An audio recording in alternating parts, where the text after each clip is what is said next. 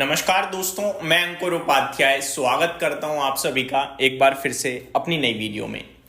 दोस्तों, आज एक बड़ा आईपीओ बंद हो गया है। आईपीओ की कहानी बड़ी खराब चल रही है इस समय। मैं आपको ये भी बताना चाहूंगा, मतलब ये अचानक से मेरा टॉपिक नहीं था ये डिस्कस करने का, लेकिन करना चाहूंगा।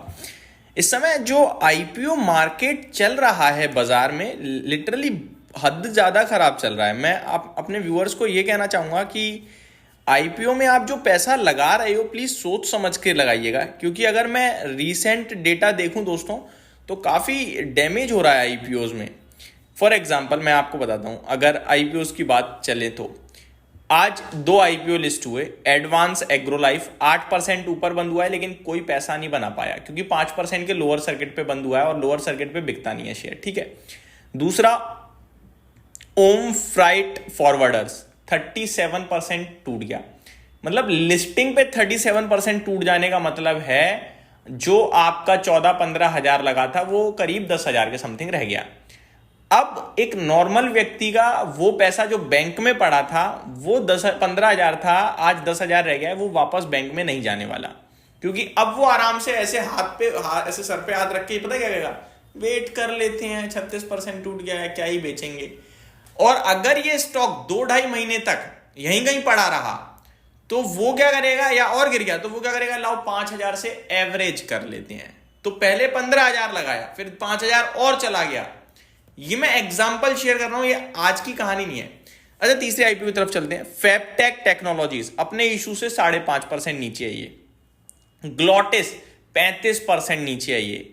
पेस डिजिटेक 2% नीचे है। ट्रॉल्ट फ्लैट है, चलो पैसा तो यहां भी नहीं बना, लेकिन जिन कुशल 6% नीचे है। बीएमडब्ल्यू वेंचर्स 38% नीचे है। मतलब ईपैक प्रीफैब 7.5% नीचे है। उससे पहले दो अच्छे थे जिन्होंने परफॉर्म किया, वो एक था जैन रिसोर्सेज रिसाइकलिंग 40% ऊपर है। दूसरा आनंद राठी 7.5% ऊपर है। अगेन आप देखो, सोलार वर्ल्ड वाइड 15% इशू से नीचे। शेषाशाही 4.5% नीचे। जारो इंस्टीट्यूट ऑफ टेक्नोलॉजी 24% नीचे। भाई बहुत बुरा हश्र हो रहा है। मतलब अब वीएमएस टीएमटी भी तो 100 गुना शायद सब्सक्राइब हुआ था, 23% नीचे है। तो बहुत देव एक्सेलरेटर 17% नीचे है। मंगल इलेक्ट्रिकल 20% नीचे है। जेम एरोमेटिक्स 27% नीचे है। तो काफी डैमेज हो रहा है आईपीओ मार्केट में, ऐसा मुझे लग रहा है। और जहां बन रहा है पैसा वहां कोई खास नहीं बन रहा है, चाहे इशू कैसा भी हो, सब्सक्रिप्शन कैसा भी हो। तो आईपीओ मार्केट में आंख बंद करके पैसा लगाने वाला समय ये नहीं है। कंपनियां मुझे लग रहा है फायदा उठा रही हैं और वो गलत उठा रही हैं। अब आ जाता हूं टॉपिक पे। टाटा कैपिटल दोस्तों, इसका आईपीओ हो गया है आज बंद।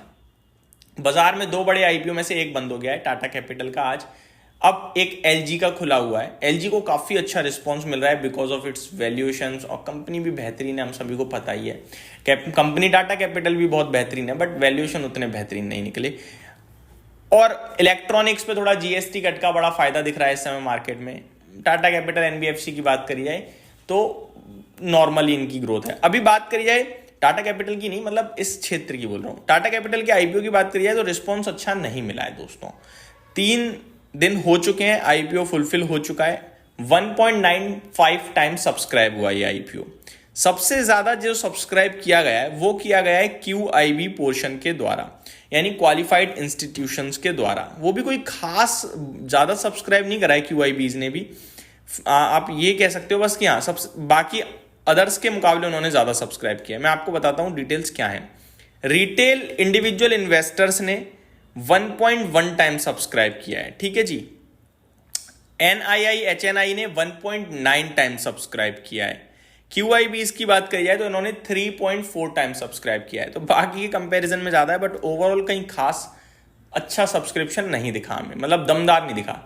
ये मान लो अगर आपने रिटेल कैटेगरी में अप्लाई किया है, आपको अलॉटमेंट आ जाएगा। 1.1 टाइम है यार, वो 0.1% एक्स्ट्रा है बस। तो मेरे को लगता है सबको मिलने वाला है आईपीओ, तो मुबारक हो। बट लिस्टिंग पे पैसा बनेगा नहीं बनेगा वो मेरे को नहीं पता, मुश्किल ही लग रहा है। क्योंकि जीएमपी कह रहा है 6 से 8 रुपए ऊपर है, यानी कि 326 रुपए के हिसाब से मैं देखूं तो 2%, 2.2% ऊपर है जीएमपी, इससे ज्यादा कुछ है ही नहीं। तो हो सकता है फ्लैटिश टाइप लिस्टिंग हो जाए। एंकर बुक में हालांकि अच्छे नाम थे, 4,642 करोड़ की एंकर बुक थी। LIC का नाम हमने देखा था एंकर बुक में, जिसने अच्छा खासा स्टेक उठाया था 700 करोड़ के समथिंग का। वहीं दूसरी तरफ देखा जाए तो ICICI प्रूडेंशियल था, HDFC mutual fund, Aditya Birla sun life, ये भी कुछ टॉप एसेट मैनेजर्स थे जिन्होंने आई थिंक सब्सक्राइब किया था। तो ये हो गई आपके लिए टाटा कैपिटल के IPO की डिटेल्स। अब आ जाता हूं दोस्तों एक और फ्रेश डिटेल के बारे में। ये डिटेल ये है कि कुछ म्यूचुअल फंड स्कीम्स ने ना कुछ स्टॉक्स को, जय श्री राम, ऐड किया है, कुछ को बाहर किया है, और जिन्हें बाहर किया है वो ज़्यादा इंटरेस्टिंग नाम लग रहे हैं। मैं आपको बताना चाहूँगा, पराग पारेख फ्लेक्सी कैप फंड है, आप सभी को अच्छे से पता ही होगा। यहाँ पे India's largest active and flexi cap fund by asset under management increased its holding in Axis Bank, HDFC Bank, ICICI Bank, Kotak Mahindra bank, ITC। इनमें स्टेक बढ़ाया है, यानी कि इनमें से 4 तो प्राइवेट सेक्टर की दिग्गज बैंक हो गई हैं और एक ITC FMCG से आ गया, ठीक है। And 7 other stocks in September while trimming nearly 50,000 shares of Maruti Suzuki। कौन कौन से the 7 stocks where exposure was increased include Cipla, doctor Reddy, EID Parry, Indian IEX power grid and Zydus life sciences, Zydus wellness, इनमें increase किया गया है stake को। तो ये कुछ डिटेल्स थी। वहीं आप देखेंगे तो मारुति में काफ़ी शेयर्स की कम, मतलब स्टेक कम किया गया है थोड़ा। इप्का लैब से पूरा का पूरा एग्जिट कर दिया है, यहाँ पे लिखा हुआ है, a complete exit from Ipca laboratories was made in September।